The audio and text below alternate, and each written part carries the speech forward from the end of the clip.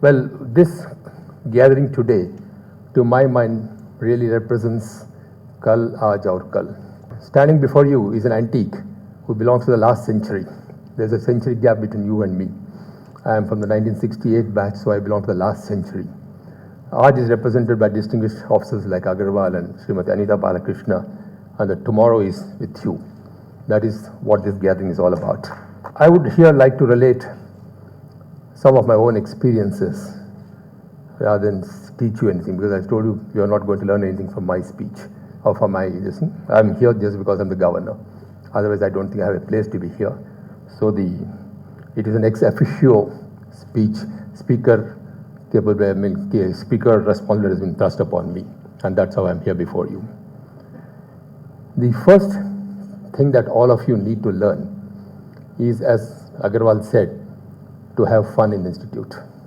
This is the first and the foremost lesson that all of you must learn in this institute. And to have fun, the first fundamental principle is to learn the art of living. The art of living means keeping your eyes open, shutting off your ears and your mind.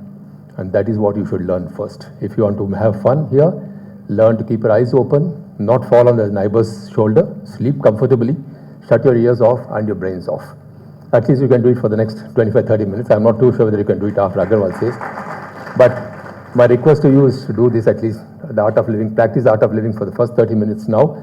And if you excel in it, then you can probably practice for other lecturers who will follow me, because this is probably, from the inaugural speech, you will realize that these are the type of speakers you're going to get during this 14 weeks of your stay here. So please be prepared. I thought I'll give you this friendly warning. Well, ladies and gentlemen, the actual problem today is, what are the challenges that you're going to face?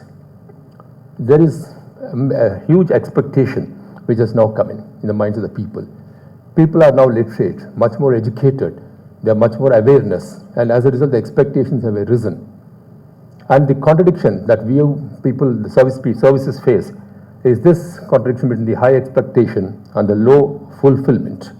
Because whatever you might do, there is a perception, I'm not saying it is real, there is a perception that you are not up to the expectation of the people.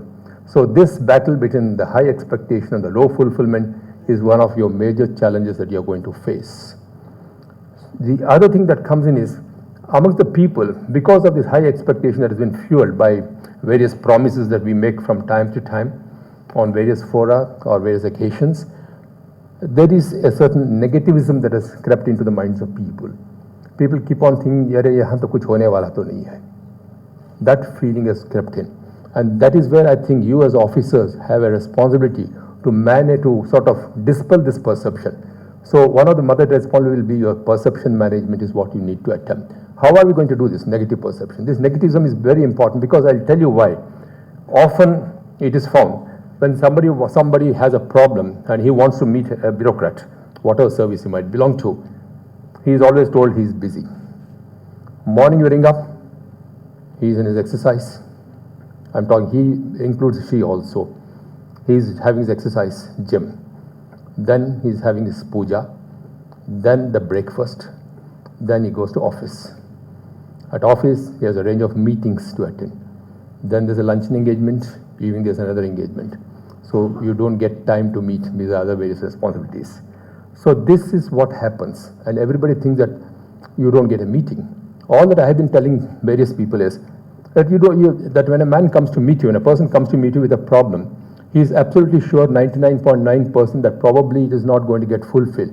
But all that he wants is a gentle hearing and say, "Hum dekh lenge." This "hum dekh lenge" word does the magic. He thinks his problem has been taken over by you. The responsibility has been passed on to your shoulders. But unfortunately, we don't seem to find time to tell him this "hum dekh lenge." So this is one thing that I would request you people. You must find time to meet people who want to meet you.